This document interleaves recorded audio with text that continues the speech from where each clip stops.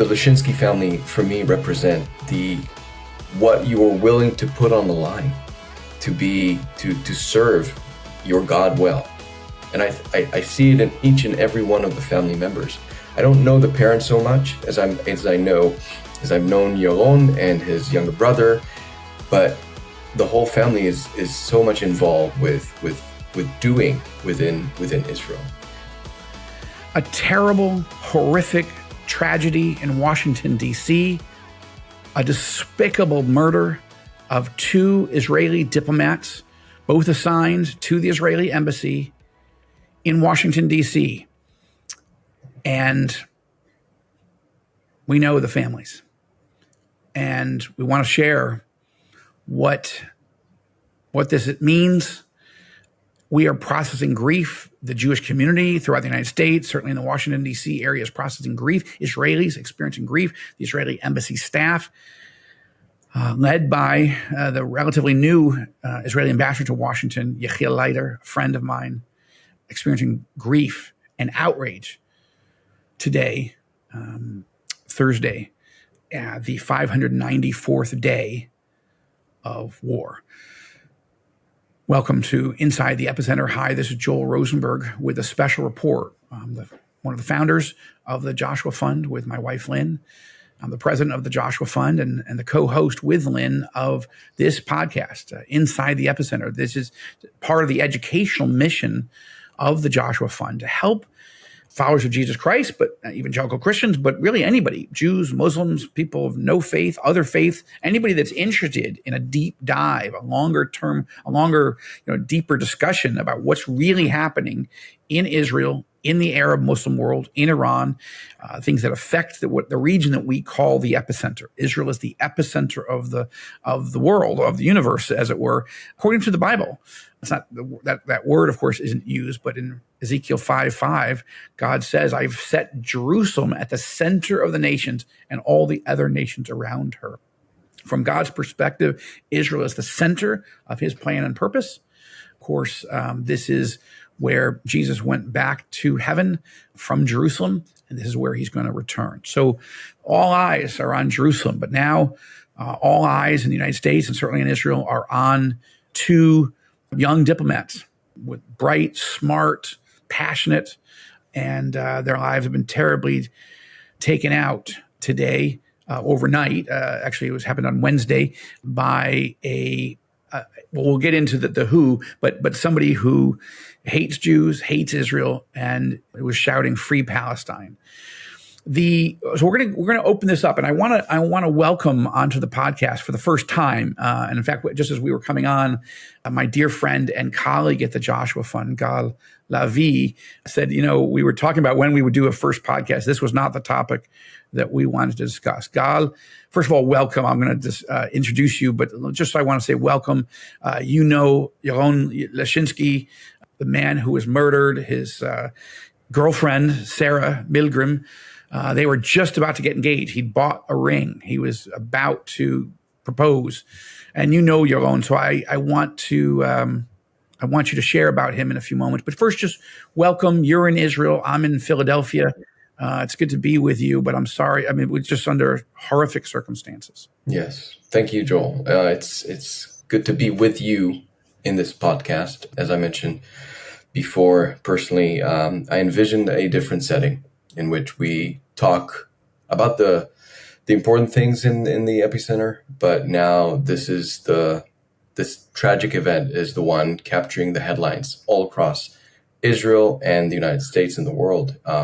And as I mentioned, this is, and you said it perfectly. It's a tragic day to wake up to.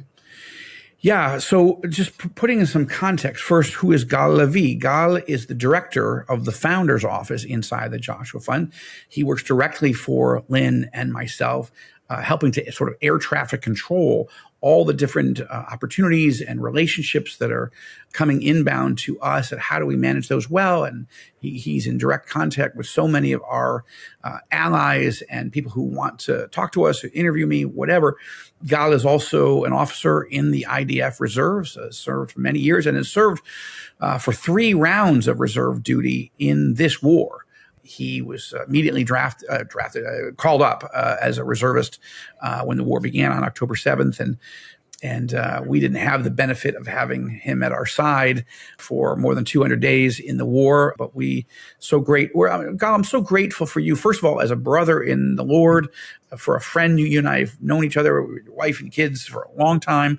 We've gone to the same congregation for years when we lived in the same community, had a home fellowship group that we led together. And I'm grateful for you at so many levels. Obviously, your ministry inside the Joshua Fund, but also that you've served our country so faithfully as an IDF soldier or officer, and I appreciate that. And we're just seeing yet again just more evidence of the pain, the ongoing, it feels a never-ending pain of this war, not just in and around Israel's borders, but Jew hatred that has gone toxic and explosive and super violent all over the world, yes, including now in Washington.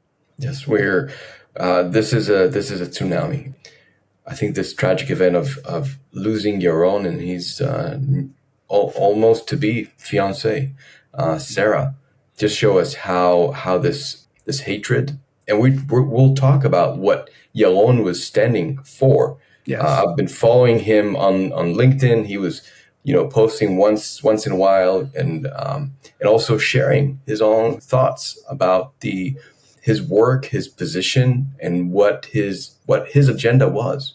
For not only for himself, but for the country that he was representing in the embassy. Well, so let me front load a few facts about Yaron Leshinski. We'll talk about Sarah Milgram as well, though we're less connected to her. You didn't know Sarah directly, did you? No, I didn't. No, okay. So I think our focus will be a little bit more. I just want to let our listeners and viewers know, just because of our relationship to the Gal to Yohon directly. I didn't know Yohon directly, but I know his brother. His brother, Hanan Leshinski, is a senior correspondent for All Israel News and has been for several years. He's also our news desk manager for All Israel News, having come to us from having served as a breaking news desk director for the Jerusalem Post. This is an evangelical Christian family from Germany. They are Israeli citizens, but they are Israeli citizens who love Jesus and are known well. This family is known and well and respected throughout the evangelical Christian and Messianic community throughout Israel. Yaron was, I believe he was 28, I believe. So young, but smart. He spoke multiple languages, not only German and Hebrew, but Japanese, I'm told also. He had, again, a young, smart, up-and-coming Israeli diplomat. You get assigned to the Israeli embassy in Washington. They don't, they have a lot of people to choose from in the Ministry of Foreign Affairs in Israel. You get assigned because you're good at what you do. You're faithful. You're loyal. He was a passionate Israeli Zionist, loves Israel, and he also loved peace. He was a guy who the whole family very passionate about the Abraham Accords, excited about the Abraham Accords, strengthening that, deepening that, widening that.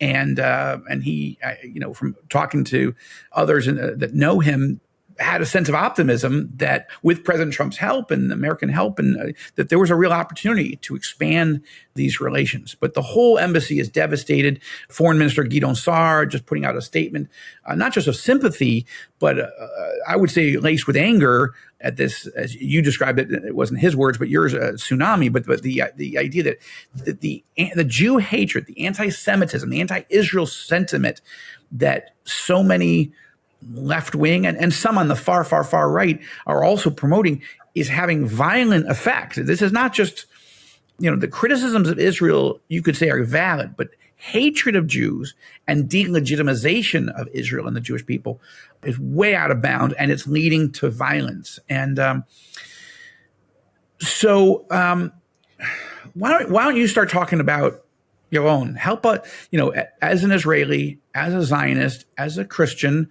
as a diplomat, but also somebody who, sort of swam in similar waters to you. You're a little bit older than him by maybe 15 years or so, but help us understand, give us a picture of who Yaron is. And I would say, just knowing his brother, stand-up guy, super, a great writer, a great journalist, does great work for All Israel News.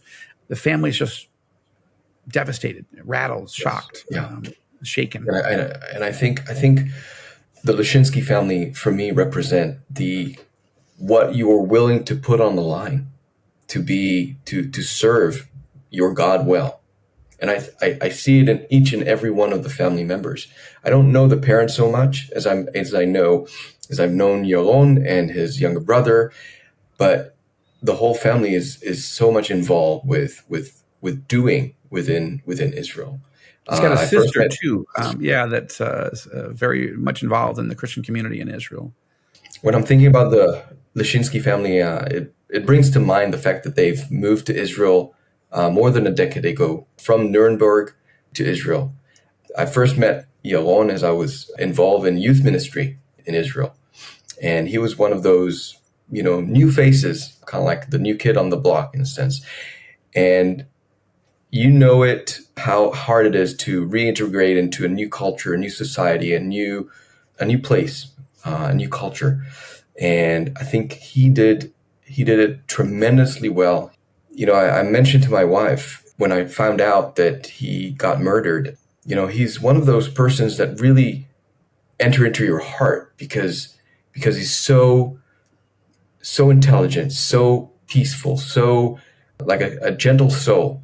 And that was how I remember him from the beginning, from the get-go that I got to know him. Very brilliant, very man of conversation.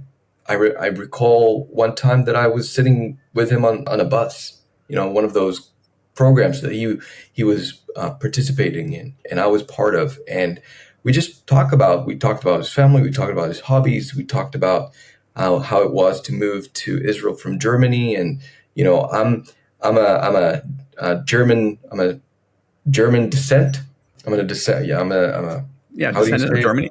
Yes, You're of German descent. Yeah, that's I'm of a German descent, and so we could find some common ground to talk to and get to know one another. And of course, you mentioned I'm a little bit older than him, so our path crossed a few times. But yeah, he was such a sweet guy, and of course, it's not something that you take for granted, that you move to Israel and then you join the military, you join the IDF. He did that.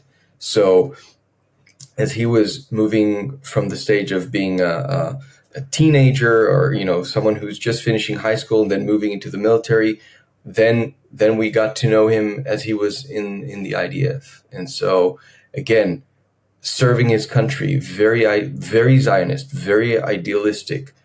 And it's heartbreaking to know that, you can't help but think, what if, what would he do, after the stage of working in the embassy, studying for so many years, diplomacy and really wanting to bring, as you mentioned, he was for the Abraham Accords. He was for peace. He was for reconciliation and trying to find that narrow gap in which we need to walk in to maintain and to strive for peace.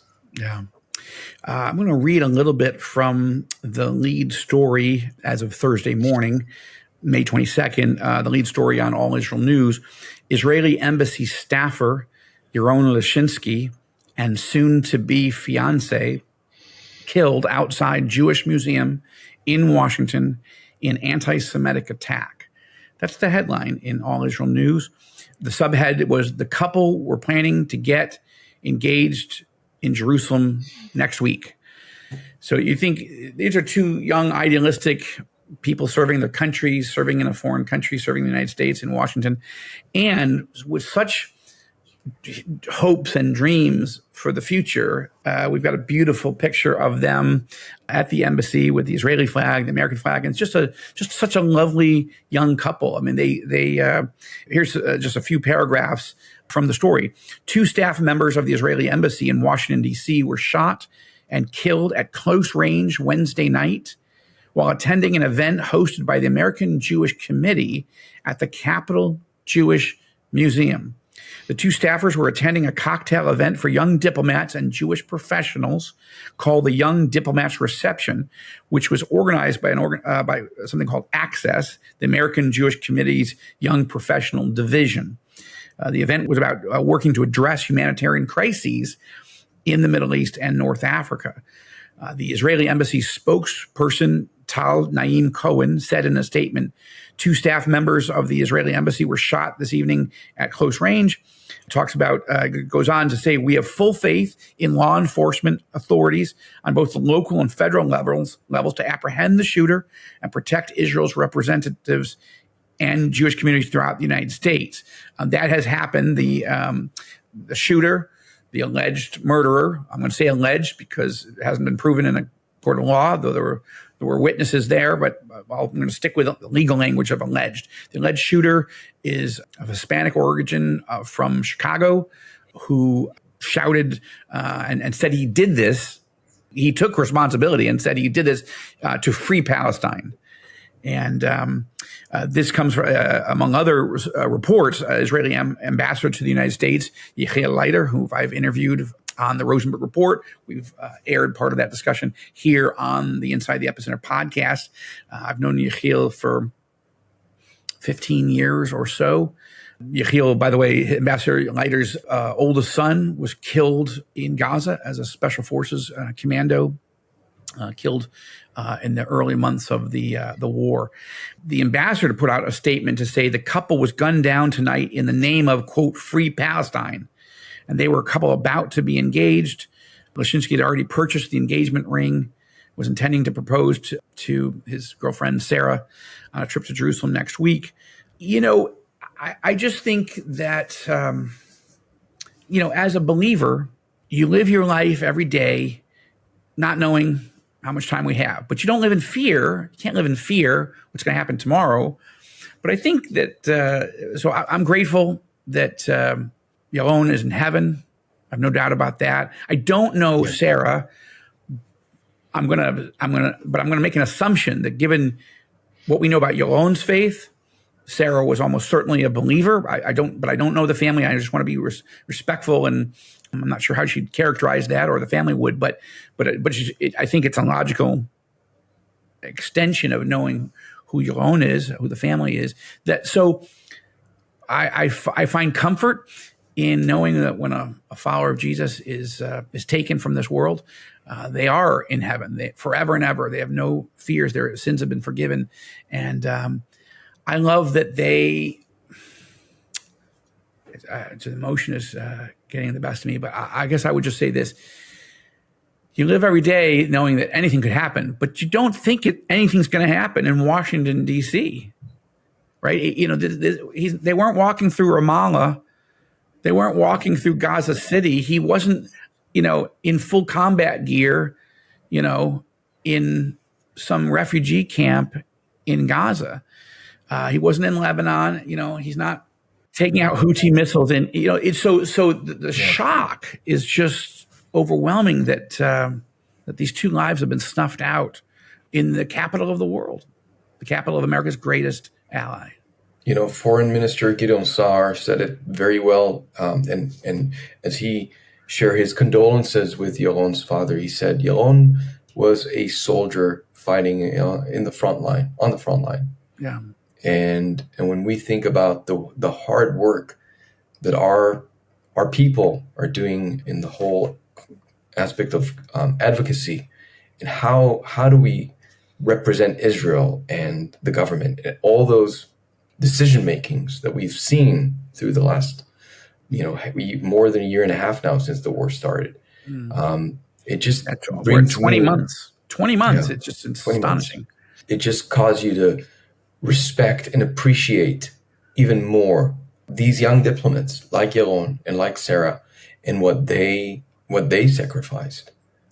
When it's possible, I want to read his latest post from a week ago, and one of the words that he says, he's mentioning the Independence Days that we just celebrated, and he said, on this Independence Day we celebrate the miracle of the Jewish people returning to their ancestral homeland after 2,000 years.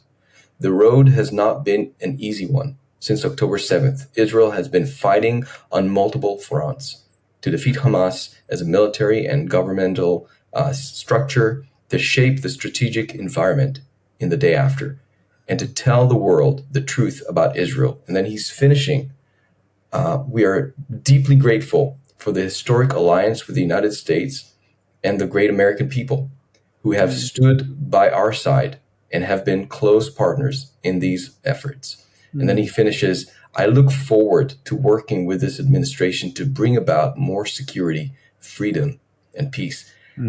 If Yohon, if there's anything that we can know and echo about Yaron, that he was for peace, he was for freedom, he was for everything that the American people is standing about of right and peaceful and security and living peacefully within your own country. And for me, it's just heartbreaking that a gunman decided that he is going to end their lives in such a hateful, horrific, inhumane way. I appreciate that very much. I want to share one more quote by a Moroccan woman who I follow on Twitter, on X. She follows me, and she was a friend of Yaron, and she posted something very interesting, and I want to share this, and then we'll go to the break. And when we come back, I want to talk about how can we be praying for the Leshinski family, the Milgram family, the Israeli embassy team. Where do we go from here? And I want to take a few moments. You just got out of another round of IDF reserves. I want to talk a little bit on the second half of this podcast about where we are with the hostage negotiations, where we are with going deeper in fighting into Gaza to finish off Hamas once and for all. There's a few issues there, but let me just read this, and then we'll go to the break. The woman is Zineb Ribua. I'm not sure if I pronounced that correct. I've never met this woman, but I find her among other. I follow a wide range of people. I always don't always agree with everybody that I follow on X. That's sort of the point of X, as you can track people and listen to voices that you find interesting. Anyway, Zineb, she wrote this morning, Yaron Leshinski was the finest friend I've ever had. Brilliant, kind, and endlessly thoughtful. A devout Christian and a gifted linguist. He spoke German, Hebrew, and Japanese. He was full of curiosity and always brimming with ideas. I don't think we ever had a conversation that he didn't leave me inspired to write something new. He loved America. He was excited about the future, about finally visiting Texas, and about the life that he and his beloved fiancée were building together.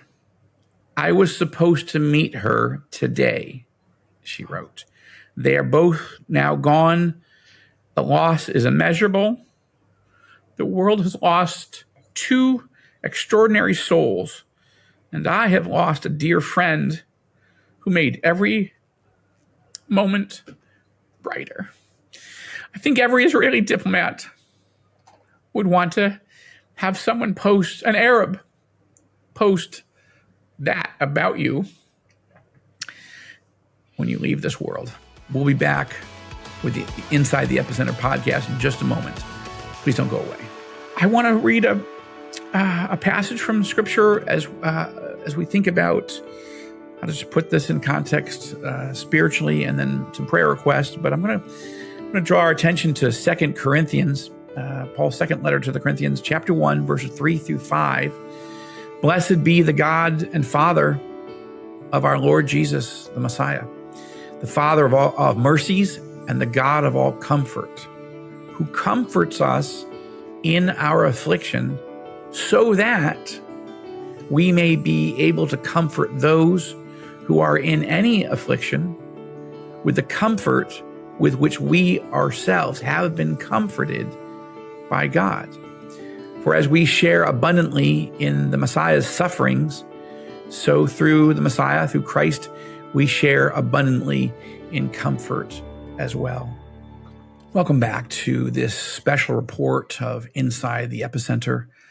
the podcast, which is part of the educational mission of the Joshua Fund. I'm Joel Rosenberg, the founder and president of the Joshua Fund. I'm here with my colleague, the director of the Office of the Founders, Lavie, not only a wonderful brother in the Lord, born and raised in Israel, serves as an IDF officer, has served where at this point, what are you, more than 230, 240 days total in this war?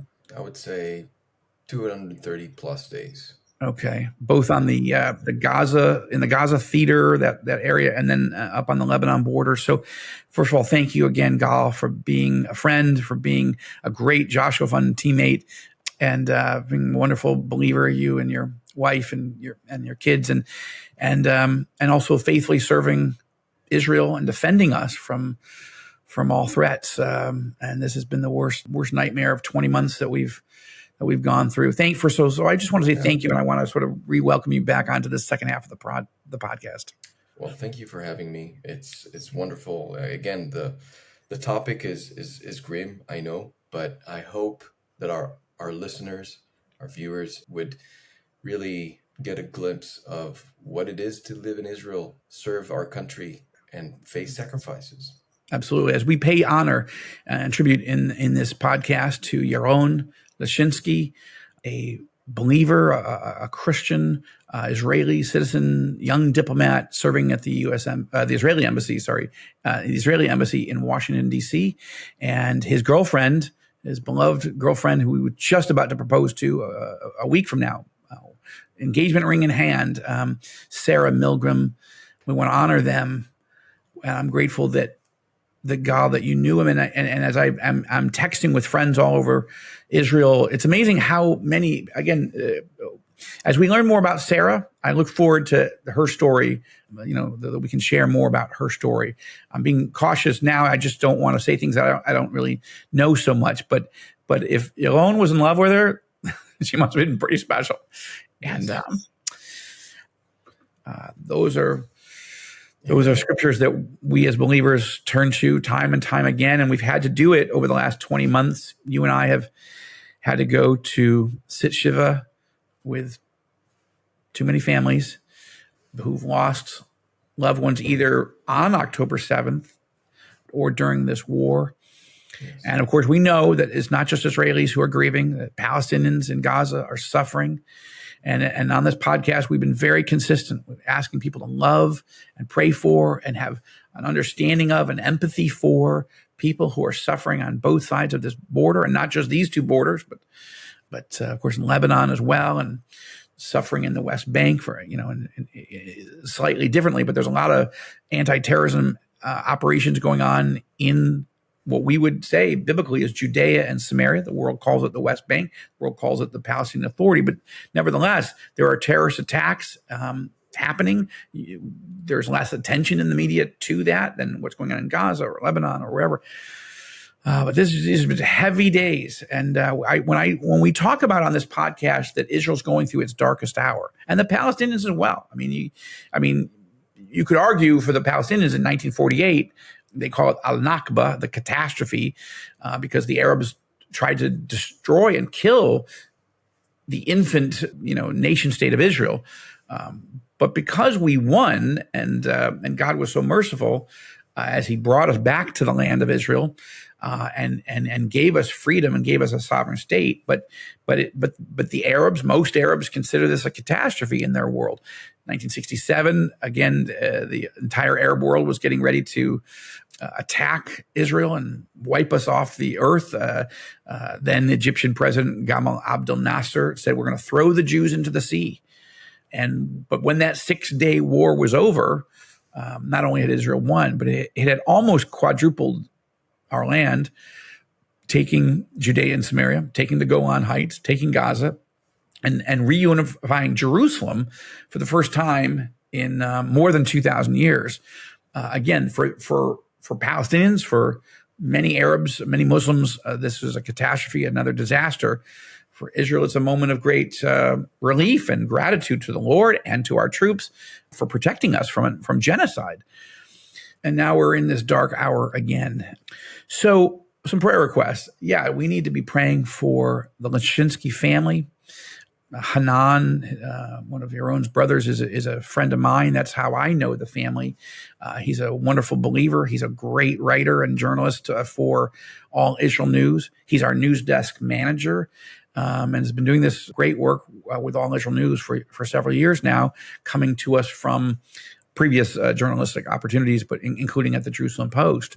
Sarah Milgram and her family, we need to be praying for these two families that are just woke up in shock because they were all preparing for a wedding.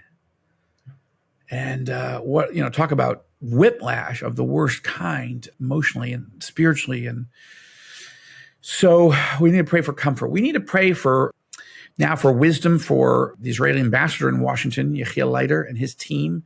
They got to rethink their entire security procedures. They didn't really ever think that they had to guard diplomats or other staff members as they just live their regular normal life. This wasn't just regular normal life. Their regular normal life is going to diplomatic events, but I'm just saying Israel doesn't have the manpower to provide diplomatic security for every single person on that embassy staff. That's a large team. The U.S. Secret Service is assigned to provide protection for the physical structure and the people in it, and to provide assistance to protecting, the ambassador himself. But there's never been a protocol for 28-year-old diplomats going to work, going to meet with other diplomats and Jewish leaders and young people, and having been gunned down in broad daylight. Like it just, or it wasn't daylight, it was night, but it was an evening event. But so there's a lot of prayer that we need. We need prayer for our prime minister, for our foreign minister. Of course, the foreign minister has been on this program as I've interviewed him. Gideon Sar, I've known him for, I think we're 18, 19 years now that when I first met him. And so that's a heavy responsibility. How do you respond to something like this? And what about the risk of copycat attacks all over the United States? There are consulates. It's not just the embassy, right? You got multiple consulates, not just in the United States. Now you broaden that out to all of Israel's diplomacy globally. This is, I'm not saying this has never happened, but to have two young Israeli diplomats gunned down in the capital of the United States of America means all bets are off. Anything's possible, and that is something we really got to pray about. God. Yeah, I was saddened to realize that the embassy, or at least the embassy of Israel in Washington, received actually recently a funds. I think it was $500,000 to upgrade their security. I read it on the news, and it was just the timing of that. You just can't but wonder, what if this budget was used, sooner and implemented in a way that would protect. We know how vulnerable Jews around the world are in these days. Yeah. And measures of steps had to be taken.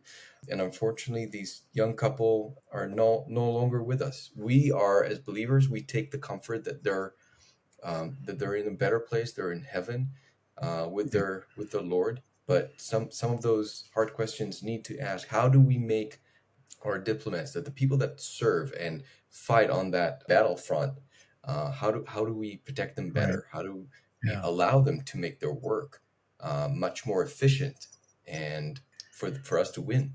So let's be praying. I want to just encourage our audience to be praying for the Leshinski family, the Milgram family, Ambassador Yechiel Leiter, Foreign Minister Gideon Sar, obviously the Prime Minister, but also the community, the friends and family at the Israeli embassy in Washington, in the Jewish community where that event was being held, right? And then the family and friends, all that community inside Israel that is rocked by this. People are devastating. Devastated. Absolutely. So let's just take a few more moments. Give me a sense. So I want to just state that as we record this on May 22nd, a Thursday, about 10:30 in the morning, Thursday morning, Eastern Standard Time, the question right now is, how do we get all of our hostages back? We believe there are 20 or 21 hostages that are alive. Here we are. I think I said it earlier that we're, I think, on day 594 of of the war. Yeah, 594. Netanyahu, Prime Minister Netanyahu, just sent a delegation to Qatar, to Doha, to try to re-engage in negotiations, with American assistance, Steve Witkoff, and Egyptian assistance, Qatari assistance. But the negotiations have broken down.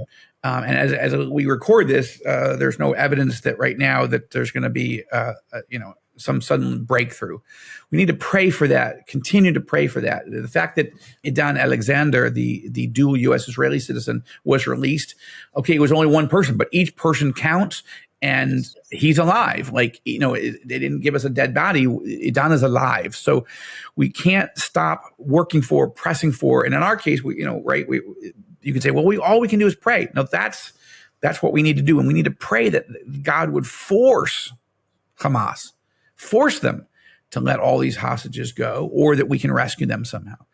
So that's one area. But what I want to ask you is, in the few moments that we have before we close this special report, is because negotiations have not been going well in recent months, the Netanyahu government decided to mobilize tens of thousands of reservists and start this deep push, military push back into Gaza. That is correct. After President Trump made his Middle East trip. Now, we haven't even gotten on this podcast yet to assessing that trip because I was on vacation last week. We'll do that, but this is the focus here is these murders, but also where are we with hostages? Where are we with the war in Gaza? How would you the goal rate is to put so much military pressure on Hamas and Gaza that they surrender. It hasn't worked yet. But just give me, as a IDF reservist officer yourself, what's your perspective? What should people know before we wrap up about what's going on in Gaza right now?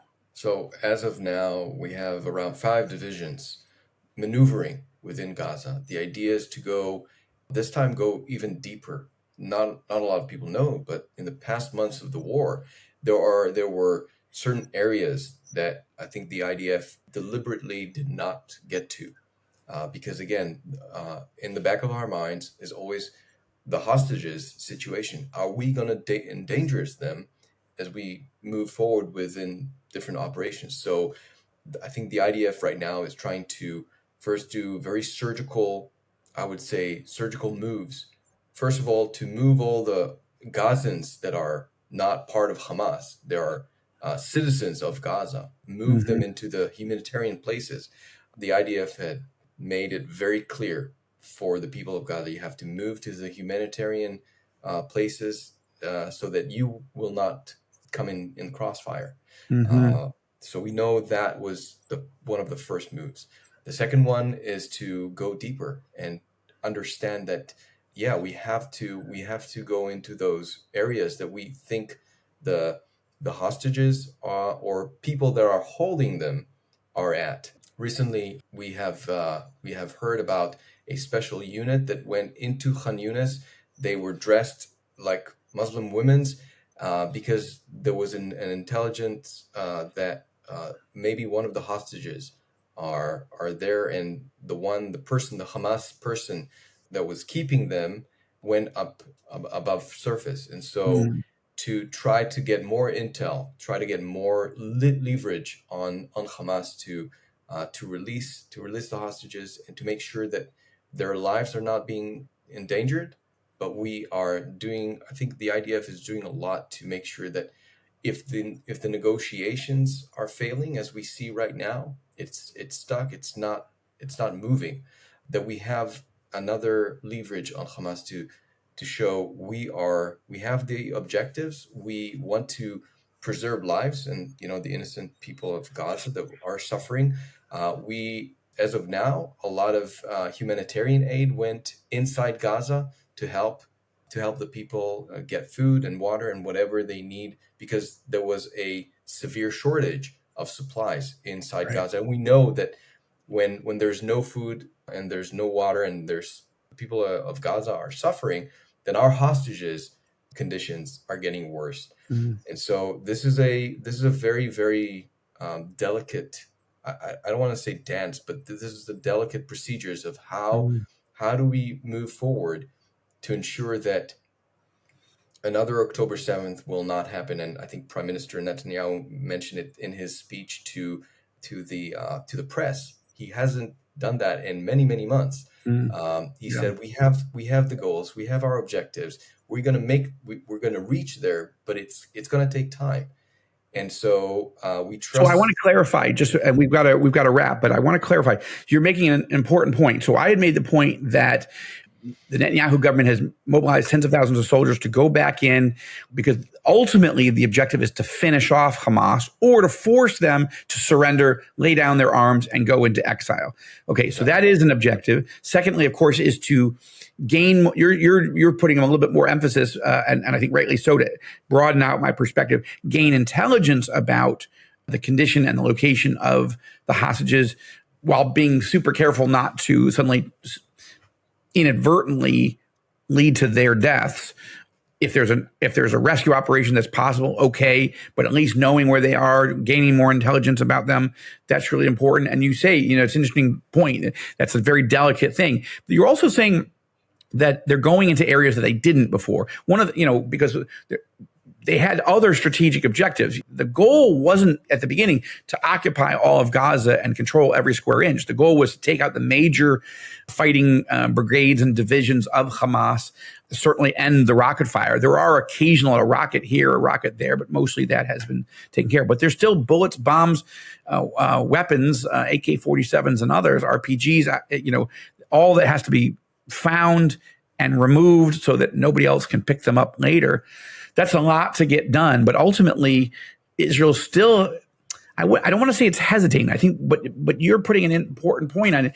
We're going, but it's not just a full blitz. It's a very delicate operation, because as long as there are 20 or 21 live hostages, we'd rather see this as leverage for Hamas to go, okay, fine.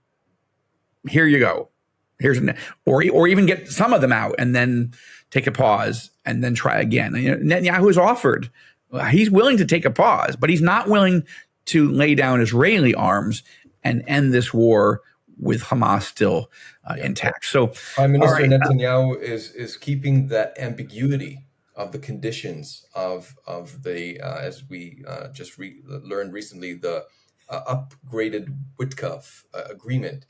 We trust the United States will be the main ally to help us negotiate the best terms, but then ultimately reach the goals of this war, to end Hamas, to free the people of Gaza from this tyranny, and to help, as President Trump said it so vividly, rebuild Gaza again. We want to see that for the Gazan people. We want to see this atrocities gone. We don't want war. We need to win in the end. Amen. We do. We need total victory. We need the liberation of Gaza from this type of wickedness. And then we got to figure out what's the right way to rebuild and run Gaza for the future. Lavie, thank you so much. I appreciate your time. I appreciate your insights. We're going to have you on the podcast more. You're a key senior member of the Joshua Fund team. And at some point, I'd like you to share your testimony. It's a fascinating journey. I want people to hear it, of how you grew up, how you came to faith in Yeshua, how you decided to come work for the Joshua Fund. I'm grateful for you. As we close, let's just say, please keep praying for the suffering Palestinians, as well as the Joshua Fund also works with different Arab ministries to say, what can we do once Gaza is liberated? What can Christians do to be helpful to both on the humanitarian aid front, but also to strengthen those few followers of Jesus that are still left in Gaza? How is the church going to be cared for and comforted, as well as to grow and to thrive? Is that possible in Gaza?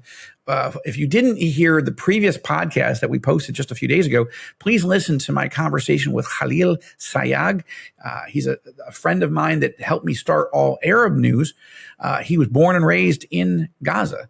He lives in Washington, D.C. now, and he's got a very interesting and important perspective. You may agree with it, you may not, but I want to encourage all of our listeners and viewers to watch and listen to my conversation with Khalil. He's not just a Gazan Palestinian, he's an evangelical follower of Jesus Christ. He loves Jesus. We don't agree on everything, and you're going to hear some of that in the conversation. But we're trying to, I want to listen to voices from multiple angles, especially if they're a brother or sister in Christ. That perspective is important. We need to weep with those who weep. And Khalil has not only lost his father, but also his young sister in this terrible war as well. So whatever you think of the Palestinians of Gaza, we need to have a sympathy for the horror they're going through and to pray. And that's the heart of the Joshua Fund, not just for Israel, definitely for Israel, but both and. It's not either or, it's both and, Israel and her neighbors in the name of Jesus. Last point would be, look, we wish we could take you to Israel. We can't take you to Israel right now. So we're doing the Alaska cruise, and we mention it on every program because we don't want you to miss it. This is really going to be a very, very special time. The first week of August 2nd through the 9th, this summer, a vacation with a purpose, an opportunity to meet Israeli ministry partners of the Joshua and one of the most influential and fruitful Arab evangelical leaders in the region. You are going to be moved and touched by hearing from them, as well as from Joshua and staff, board members, times of prayer, times of worship, definitely times of the word, and lots of time of Q&A that you can ask Lynn and me. Every question that you can think of that we have time for, and we're going to try to make a lot of time for it. So there are cabins still available, but it is filling up. So please go to joshuafund.com. Again, that's joshuafund.com to get all the details, and as well as to sign up for the Alaska cruise August 2 through 9. And the last point related to that is, I just want to encourage you. I want to thank you for not only praying for, but financially giving to the Joshua Fund. If you are not yet a contributor, you can make a tax-deductible donation. You go to joshuafund.com. You'll see immediately an opportunity to do that. Ideally, we would love to ask you to pray about becoming a monthly contributor. It may not be that much, $10, $25, $50, $100 a month, whatever the Lord puts on your heart. But when you become a monthly contributor, that really helps us know that you're in for the long it doesn't have to be a long haul, but I mean, at least we have a sense of how to plan and to budget. If you just want to make a one-time gift, we're certainly super grateful for that as well. Again, go to joshuafund.com for that. A lot more ahead. We're going to do a tribute soon to Lynn's, my dear friend, Kay Arthur, the amazing follower of Jesus and great inductive Bible study teacher that has spoken at Epicenter conferences, has been a great ally of the Joshua Fund, and was a dear personal friend, not only of Lynn and me and our kids, but my parents as well. And she went home to be with the Lord this week, and we're gonna play one of her messages to an Epicenter conference coming up soon. We'll do that soon. So thank you so much. Grateful for all of you listening. Please share this podcast and tell others about it, and give your comments and rate this podcast as well. Thank you for being a listener to Inside the Epicenter. God bless you. The links to the details about this murder and who these young diplomats were, you can find those links in the show notes. Thank you. God bless you. From Philadelphia, from Jerusalem, God, thanks for being with us on this edition of Inside the Epicenter. Bless you. I'm Joel Rosenberg. On your left, you'll find some videos we've chosen specifically for you. We look forward to partnering with you to bless Israel and her neighbors in the name of Jesus.